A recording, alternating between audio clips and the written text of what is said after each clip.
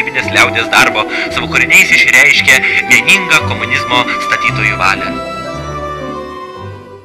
Sveik, sūneli, daug 5, Prisistatykite. Kunigunda Šepšelienė, vedusi 10 vaikų motina. Tikrai įspūdingas skaičius. Kaip jums pavyksta suderinti darbą, jūsų parduotuvėje vieną pirmaujančių, 10 vaikų priežiūrą? Žinome, kad 2 iš jų jau mokosi technikos institute.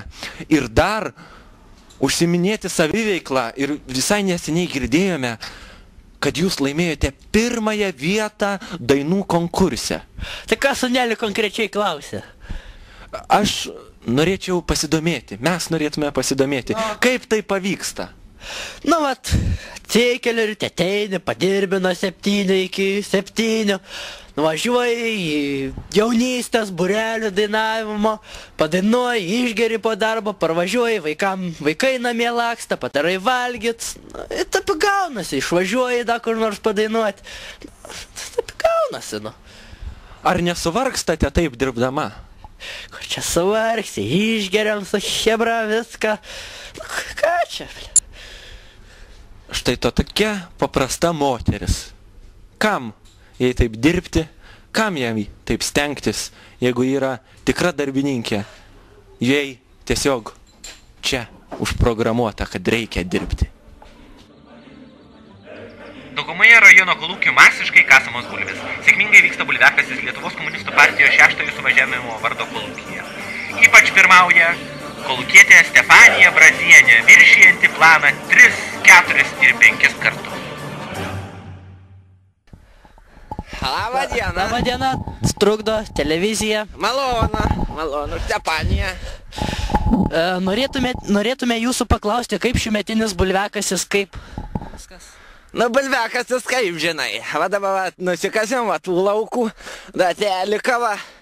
Na kaip, neblogai, va, žiūrėk. Bulvės.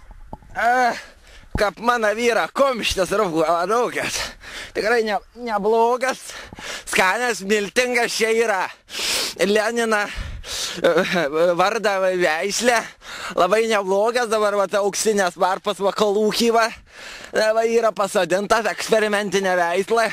Nu, bulvės ta didelė dabar galvoja, žinai. Skanios bus. Ar orai nesutrukdė šiųmetiniam derliui? Nu kaip, žinai, ta sausra, žinai. Nu tikrai, žinai, vat rankas, va, skerdė į odą. Vat negražiai dulk, Jėzau, kaip čia traktoriai važiavo, tai Jėzau, kaip dulkėja. Nu ką padaryti, žinai, mes darbo moterą, žinai, darbų nesibijam.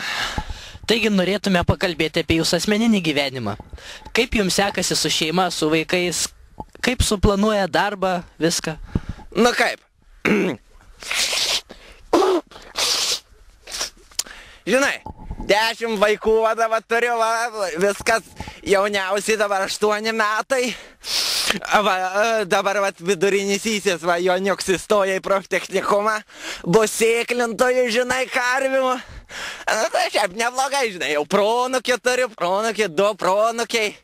Žinai, kaip saka, mūsų ateitis, va.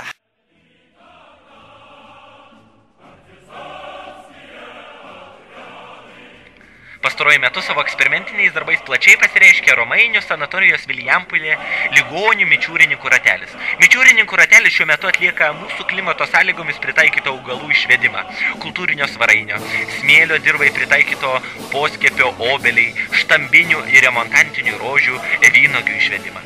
Vykdomi tyrimo darbai vegetatyviškai dauginti vaismedžius ir daromi mėginimai vegetatyviniu būdu hibridinti augalus.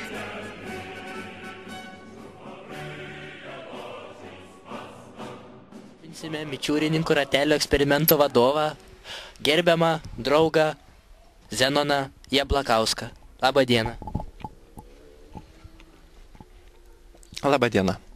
Norėtume jūsų pasiteirauti apie šiuo metu vykstančius jūsų ratelio eksperimentus.